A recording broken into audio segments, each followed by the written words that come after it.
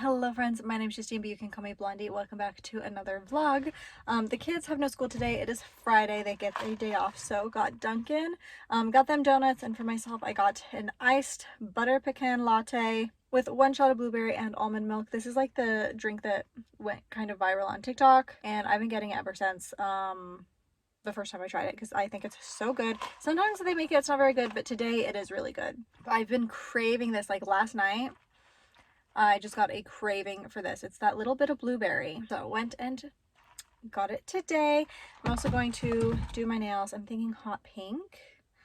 I'm going to do my toenails too because I don't think I do gel on my toenails as well. I don't think I've done them since I've had the same color since February. So going to do my nails and toenails.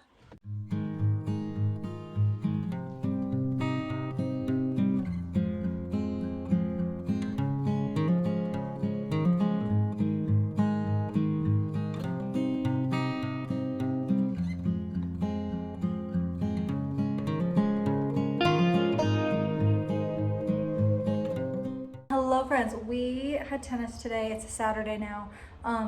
It was our last day of tennis.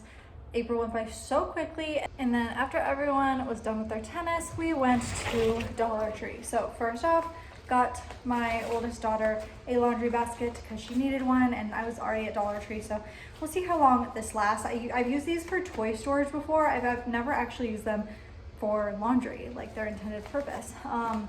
And with toy storage, these things tend to break. So we'll see how it works for laundry. And then we mostly just got a ton of snacks. So these are our favorites. Walmart has them, but they're cheaper at Dollar Tree. My son saw these and picked them out. Some rice rolls instead of rice cakes. Rice rolls. He also picked out this for his own room. He wants to put, it's for candy, but I think he's gonna put little knickknacks and stuff in it. And it has a lid on top. That would be really great for like birthday party display. And he also picked out a couple primes. These are his favorite drinks. So a green one and a red one. And then I got mine. This was not $1.50. This was in the $3 fridge section. But I got one of these Oreo coffees. Gonna try that. I'm gonna have it with my lunch actually because I have not had a coffee yet today. We got a ton of candy. I'll do candy last. But also for snacks, regular animal crackers. These are in the individual packets to grab on the go or throw in kids' lunches. Then also some Teddy Grahams, like knockoff Teddy Grahams. Again, too. They're a 10-pack. They're both 10 packs. So just grab on the go or throw in lunches. And then these Skittles freezer pops, also a 10-pack. Kind of like Otter Pops. Okay, and then while we were there, I just went ahead and got a ton of, and I got some permanent markers. I usually prefer Sharpie, but we're gonna try these because I haven't had Sharpies in a while, and I keep finding myself needing Sharpies and not having any in the house. And then I got a ton of candy just to have for when we do movie nights, so that way it's there, but I'm gonna hide it from the kids so they can't like snack on it. First off, my son picked these out, the creamsicle taffies, because he loves taffy. Those are just for him, not for movie night. But these are rainbow sour cream filled bites. Those sounded yummy. I think they're kind of like Sweet Tarts. Is Sweet Tarts the one that makes them? My younger girls have gotten these before and they loved them. These jet puffed candies. I thought these were fun. Some blocks gummies, kind of like Legos. Gummy sharks, these were fun. All kinds of colors. And then lastly, I thought these were cool. My Dollar Tree always has cool candies, but some Jell-O gummies. They're in some like ring shapes. So all of those are going in actually where I hide my candy is in our liquor cabinet because it's up above the fridge where the kids can't get it. They can't reach in there even with a stool. And so the candy also goes up there. So yeah, that's where it's gonna go. And that is it for my little Dollar Tree haul. Hello friends, here's today's outfit of the day for church. First off, I did heatless curls. They came out just okay. Like you can kind of see like a line from the wrap or whatever, but we have cross necklace. This dress I'm obsessed with. I think it's so pretty. It's kind of long. Is this a better angle? It's like that length. And then these are the shoes. I'll put you all back up here. This is more comfortable. This is more comfortable filming location. Okay, I'm gonna wear these shoes. How perfect are these shoes for this dress? And I'm not sure if this off the shoulder is too scandalous, so I am bringing this pink like denim jacket.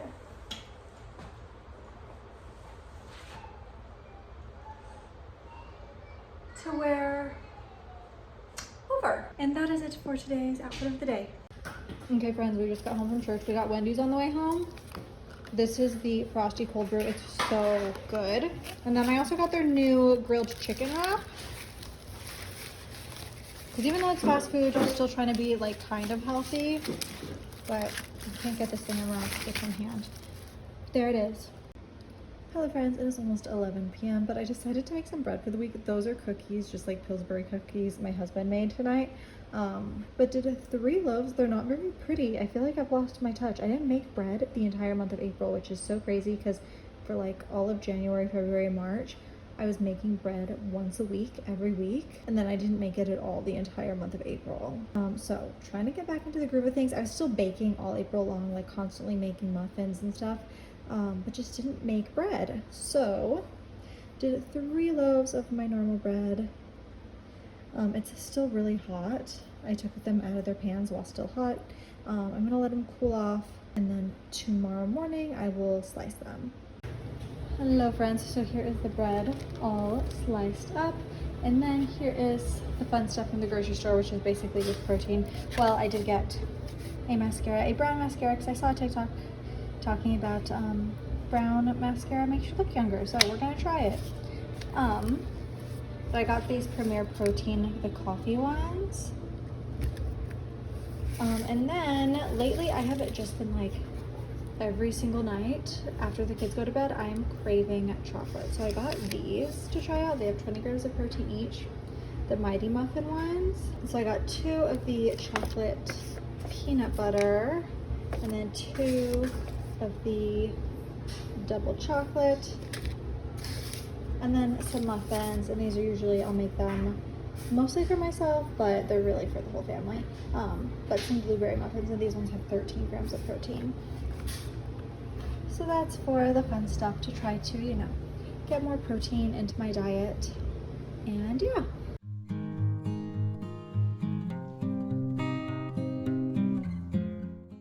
Okay friends, here's some meal prep. We had tacos for dinner, so I used the leftovers to make some like taco breakfast bowls is what I'm calling them. So we had leftover taco meat, I made some rice, leftover refried beans, and then I put a scrambled egg in every one and made 10 of them for my husband and I.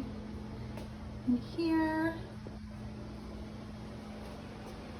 they all are for breakfast and lunches for the next while. Here they are all boxed up, and I forgot to add, we'll also add, after they're heated up, we'll add sour cream and salsa, but that is them. Hello friends. Whoa, my hair looked so cute earlier today. What happened? Okay, we're gonna roll with it. Today is the last day of April, so y'all know what that means. It is my book wrap up for April. I read and or listened to 9 books in April, starting with, I started this last month. I've been re-listening to the Throne of Glass series, like, while I've been listening to other books too, but I kind of switch on and off between other books and a re-listen of the Throne of Glass series. So I re-listened to Crown of Midnight, Heir of Fire, and Queen of Shadows.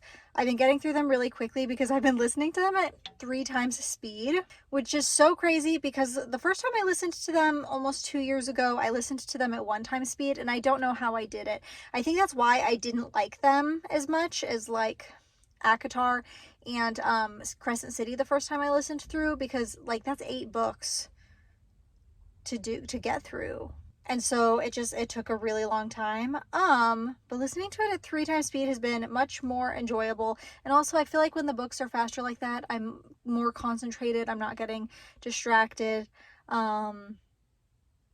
It's been working really well. So like I said, I got through Crown of Midnight, Heir of Fire, and Queen of Shadows. I also listened to A Fate Inked in Blood. Now, all of Throne of Glass I own on Audible. I've canceled my Audible subscription, but I already own those on Audible. A Fate Inked in Blood I listened to on Spotify. If you have the Spotify premium plan, which my husband does, I almost never use it. You get 15 audiobook hours a month. So I started it last month, finished it this month, and I thought it was just okay. My husband doesn't listen to audiobooks, so bonus for me. But I thought it was just okay. I think I would have liked it more because I was doing a lot of fantasy books this month. I think I would have liked it more had I not been reading and listening to other fantasy books that I thought were just so good. You know, like comparing this book to Throne of Glass, it's just subpar. And I really love the author. I'm blanking on her name right now. She Danielle L. Jensen, who also did the Bridge Kingdom series, and I loved the Bridge Kingdom series. I love her. I love her books. But I had a harder time getting into this one. I didn't like it as much as I feel like other people were liking it. I saw a lot of people saying that this is one of the best books they've read this year, and I just didn't love it. It wasn't bad. I just thought it was just okay. But like I said, I think that was because it was a big fantasy month for me. And it didn't live up to, you know, like Throne of Glass, for example. It also didn't live up to, like, When the Moon Hatched, which is a book I read. It's on Kindle Unlimited. I loved this book. Let me start off with that. I really, really love this book, but I had a really hard time getting through it. Like, when I was reading through this book, I felt like I was stupid because I had to go through it really slowly. There were some parts that were really difficult to understand. Something that this author did in this book is she kind of had she had a glossary at the front of the book, and then she had like a little intro explaining the gods. And I felt like the entirety of the book, I had to refer to that glossary especially, and even sometimes the little intro about the gods. The way that she wrote, she would just like say these random words and random names for creatures and stuff. And I was so lost, like I couldn't picture the creature, and I'd have to refer back to the glossary, and it was very tedious. I think I would have preferred if, like, in her world building, she explained what these creatures were, like, actually in the story instead of having the glossary, which I feel like most fantasy books do. But because it wasn't explained in the story for some reason, and I think that was the reason, because it wasn't explained in the story, I just had a really hard time imagining these creatures, and even ones that had been mentioned time and time and time again, I'd have to refer to the glossary to get a description because my brain was not imagining it the same way it would have normally. So it was a really good story, but it took me a really hard time to get through. But it's one of those books that has like a twist, and I feel like I'm pretty good at guessing what's going to happen, but I was really surprised by the different twists in this book. And so I really enjoyed that. That same author also, because I really enjoyed that, I read her other series, which is To Bleed a Crystal Bloom, To Snap a Silver Stem, and To Flame a Wildflower. And this is an unfinished series. There's still more books to come. Those were amazing. I devoured those books. They were so good. There's so much, like, it's not super smutty, like there is some smut, but it's mostly angst between the main character and the love interest. And I really, really enjoyed those books. I cannot wait for the next one. There's not even either of these books. Like, When the Moon Hatched is also going to be a series.